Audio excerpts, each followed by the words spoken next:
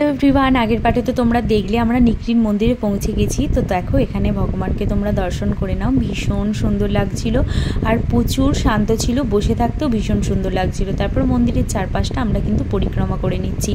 देखो मंदिरेर चारपाशटाও एत शांति छिलो, मने हच्छिलो ओखानेই आमि रये যাই। तारपरे देखो एखानटा बाइरेर दिके फ्लैट हच्छे, किन्तु मंदिरेर जायगाटा अतटुकुई छिलो।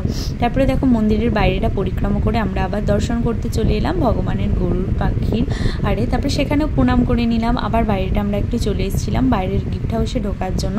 তারপরে যেহেতু ভোগ লাগানো হবে তার জন্য মন্দির কিন্তু বন্ধ করে দেওয়া হয়েছিল।